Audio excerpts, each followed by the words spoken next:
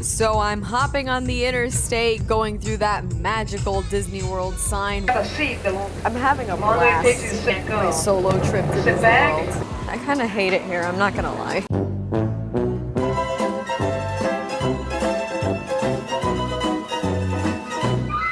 I hate that I'm smiling like this right now because it's not really like on brand for the channel, but I'm having a very nice time. Hey y'all, SnarkyJay cosplay here. So a few weeks ago, I made a vlog of my first solo day at Magic Kingdom in Disney World, and then a few weeks after that, I did a vlog of a solo day of my first time ever at the new park at Universal Studios Orlando, Epic Universe. But the interesting thing that I thought was that so many people who watched both videos found it apt to make comparisons between how I experienced my day at Magic Kingdom and how I experienced the day at Epic Universe. And so I even went back and actually watched both of my own videos for myself. And I thought the difference and the comparison was absolutely insane. But I also think that some of the comparisons in and of themselves are maybe not totally apples to apples. I think in a lot of senses it's apples to oranges, even though we're talking about two theme parks. So I thought, why not make a video actually comparing my experiences at both theme parks to kind of make sense of folks who are maybe questioning whether they go to Disney or Epic Universe this year,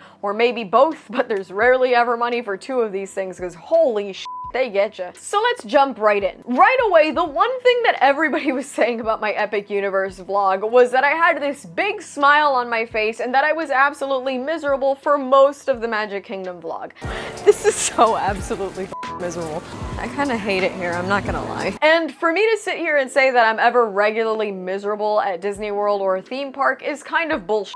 At the end of the day, you're gonna wait in lines, you're gonna walk in the heat, your feet are gonna hurt, you're gonna be uncomfortable, you're gonna be miserable, your kids are gonna scream and cry anywhere you go. That's kind of just how it worked. Unfortunately for me, my Magic Kingdom day sucked as bad as it did because the forecast didn't call for rain and it started pouring the minute I got there, and it was basically raining on and off for most of the day. So I spent most of the day either drenched and drying off or just actively being rained on, which really is not the fault of the Disney theme parks, for instance. My day at Epic Universe also ended up getting rained out, but because I had already experienced a disaster of rain at Magic Kingdom, I took an umbrella with me that day. That's more a reflection on me, and so that initial frowny face that was so prevalent while I was getting rained on at Magic Kingdom is not the fault of the park. Now, as far as rides are concerned, the unfortunate reality of Disney World is that Disney World is a much older park. Yes, they've had some things be built recently, like Hollywood Studios recently got the updates, and by recently I mean in the last like 8 to 10 years. They got Galaxy's Edge, which is their Star Wars world, and they also got Toy Story Land. Both of those are relatively new additions and came with some great rides with great technology. You've got Rise of the Resistance, which happens to be one of the most technologically advanced ride probably in the world right now, and they also have a great roller coaster in Slinky Dog Dash, which is fun for kids and adults alike. But unfortunately for the Disney parks, that's about as far as it goes with brand new rockin' shit. Epic Universe is brand new, so everything right now is brand new. The roller coasters are more advanced, the structures are better, the technology is phenomenal. You look at the animatronics and the ride system at Monsters Unchained, the Frankenstein experiment, and there is nothing Disney has ever done, nor has going on right now, at least at the 4 parks in Florida, that can compare at all. Of course, for families with little ones, I will say that Disney is always going to have the advantage. While I don't think Epic Universe stresses the big thrill rides as much as like Universal and Islands of Adventure does, of the 4 worlds in Epic Universe, one of them is probably going to scare any little kids that are sensitive, and each one has roller coasters and thrill rides that might be a little scary to younger kids. So in my opinion, as far as magic and entertaining little ones goes, I think Epic Universe does have an upper hand in the Super Nintendo World area, but for the most part, Disney World is gonna win every single time. As far as theming and walkability goes, I have to give it to Epic Universe. We'll get into that in just a minute. First, here's a word from this video's sponsor. I know this month there's one thing we always remember, the 21st night of September, but have you remembered something even more important? Your online security. If you're listening to some classic grooves right now, unprotected, world, you could be getting tracked, you could be getting hacked, or even worse, somebody could be stealing and selling your personal information online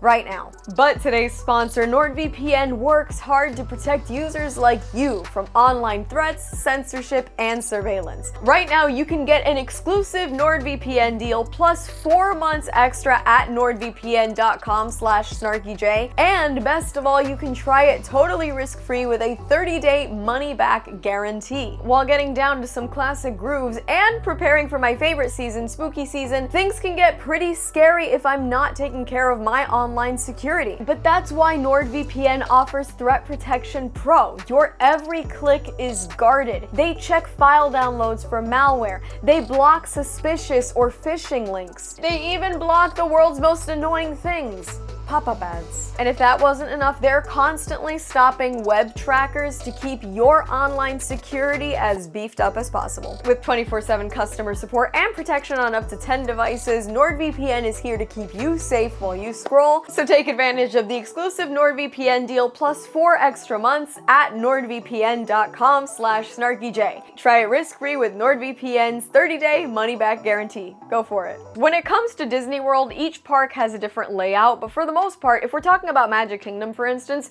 they have a layout that gets a little bit confusing, but every area of the park tends to flow one into another. You have like Adventureland, which has the Pirates of the Caribbean ride, and that will blend into Frontierland, which doesn't have anything going on right now, and that will eventually blend into Liberty Square and the area where the Haunted Mansion is. They try to really bring the theming along with you so that there's nothing that's like a huge jump. But what Epic Universe does well is that they didn't want these things to blend. Again, it's a newer park. And because they're working off of big IPs, which, yes, Disney is IP central in and of itself, but there are also areas that are just meant to basically make you think of different eras of this country's history or different parts of the world. Epic Universe basically has one hub in Celestial Park, and then every world is separate, so you know exactly where you're going. If you go in there, you're going to Isle of Berk, that's the only place you're gonna go. You'll make the circle and come back out. You go into the Harry Potter section, you go into Super Nintendo Land. Everything is so perfectly separated that it honestly makes it way easier to navigate. You might do slightly more walking, but everything just splits off from one central hub that I honestly way preferred navigating Epic Universe as opposed to doing any of the navigation over Magic Kingdom or any of Disney's other parks. Now I know you guys are thinking about pricing because if you watched my Epic Universe vlog, I spent almost $700 in a single day. I, a single person, in Epic Universe for a day, spent $660.94. And there were so many people saying that that is absolutely excessive. I agree. Everything was super expensive. But unfortunately, let me let you in on a little secret. Everything at the theme parks is expensive. It doesn't matter what it is. All of it is ridiculous now. You want a bottle of water? It's $4 at Disney World. It's $4 at Epic Universe. You want a fucking mac and cheese cone at Universal? It's gonna be $21. Oh my god. Wow. It's so well seasoned. What the f? I love it here. You want a fucking plate of chicken tenders at Disney World? That's $15. They are both comparatively expensive. Epic Universe charges like $32 for parking, Disney charges for $30. They're basically evenly matched. Unfortunately, the situation where you start seeing real shifts in price basically depends on your use or not use of the Express Pass at Epic Universe. At both parks, you basically will pay anywhere from about $130 to maybe $180 for the day. But it's the Express Pass where they get you. I bought an Express Pass to go experience Epic Universe because I didn't want to wait in line, and it cost me about $250 just for the Express Pass. Pretty much twice the price of what I paid just to get in. Now, Disney doesn't necessarily have an Express Pass per se. They have Lightning Lane, which I think will run you anywhere from 20 to 40 bucks a day, and you can pick several different times to go to different rides throughout the day.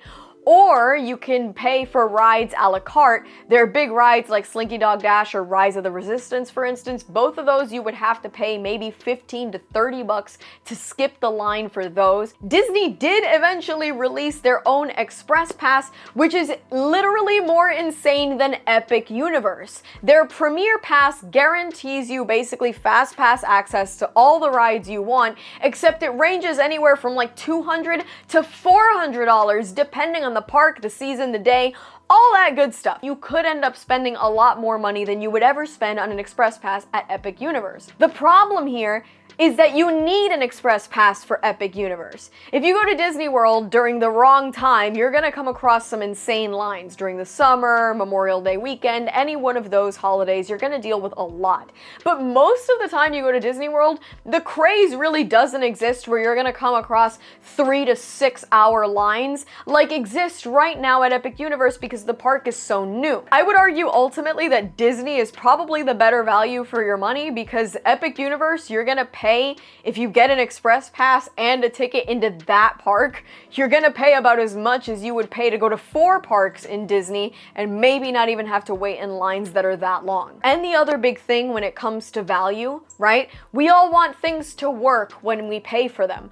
I didn't experience any issues at Epic Universe for myself. But I look at the subreddit occasionally, and right now there's a huge tragedy that just happened with one of the roller coasters, Stardust Racers. But a lot of Epic Universe right now is going through growing pains. It's a huge engineering marvel, and it just opened. So every other day, animatronics aren't working, rides are down, things are experiencing delays. It's also a very much outdoor dependent park. There's not a lot of shade, and some of the best rides like Minecart Madness are entirely weather dependent. They will close when there's lightning. Disney has some indoor roller coasters that'll kind of save you from having a damper put on your day if the weather gets a little shitty. But Epic Universe right now is kind of untested, and I would say is probably not worth like traveling to if you're coming from overseas or from anywhere else in the US, at least not for another year. And the last thing that I want to touch upon is that everybody pointed out how much bigger my smile at Epic Universe was and pointed out that I must have been having a better time. And to be completely honest, yes, I had a better time at Epic Universe, but Epic Universe is also experiencing right now a newness bias. Essentially, I had never been into Epic Universe. It was all new to me. So of course everything was wow. Wow, wow, wow, wow, wow. This place is unreal! Versus Disney World that I've been going to since I was a kid, and I know all 4 parks like the back of my hand. There's not gonna be the same amazement and wonder and joy because it's familiar to me. It's not that Disney World is some lackluster experience right now. It's that Epic Universe is a lot newer, and I also think that Disney could stand some refurbishments and better care. A lot of things are being updated, torn up, redone all over the parks right now, so it's also kind of a bad time to go to those. But all this is to say that I don't think Disney World is now some miserable park that's not worth going to. We all like to dog Disney as much as we can, but we have to be fair in our criticisms, otherwise we're basically just grifting and lying for views. I don't believe in that. I actively still enjoy Disney World. Epic Universe was just a new and epic experience for me. I don't think either one is better or worse. I think they provide different experiences depending on what you want, but either way they're gonna be expensive, you're gonna walk a ton, and if it rains you're gonna be fucking miserable, so please take an umbrella, don't be like me. And that's all from me. I've been SnarkyJay. Thank you so much for watching. Please don't forget to like and subscribe. For more SnarkyJay, be sure to check me out on Instagram, and if you'd like to support me, this channel, and my content creation, do check out and consider subscribing to my Patreon for exclusive photo shoot sets and cosplay content. I'll add links to all of those in the description below. And let me know which ride at one of these theme parks you'd rather go on in the comments below.